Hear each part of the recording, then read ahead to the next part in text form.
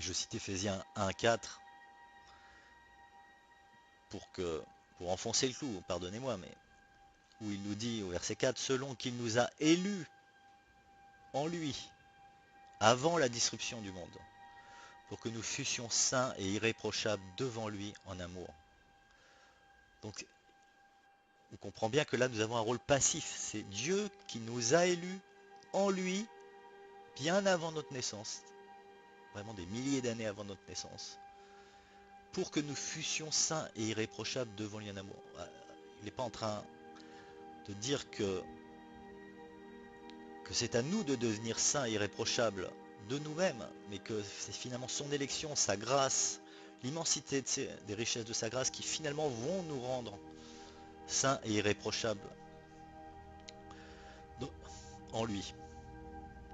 Et notamment du fait que finalement quand Dieu nous voit, nous, les élus, il nous voit à travers le prisme de Christ. C'est Christ qu'il voit. C'est pour ça qu'il dit ne plus voir nos péchés. Que pour lui nous ne péchons plus. Et non pas l'inverse de ce que les ennemis de la croix disent souvent que nous devons être irréprochables, ne absolument jamais pécher. Mais non, là n'est pas du tout la question. C'est Dieu ne voit plus nos péchés. Non pas que nous ne péchions plus, mais Dieu fait abstraction de nos péchés.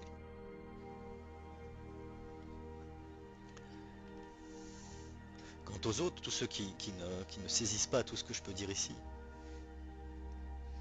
selon le discernement spirituel qui manifestement ne leur aurait pas été accordé par Dieu, et bien ceux-là seront édifiés sur ces vérités au temps qui est déjà prévu par Dieu.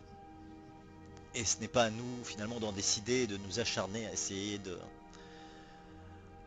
faire rentrer ces vérités au plus profond de leur être.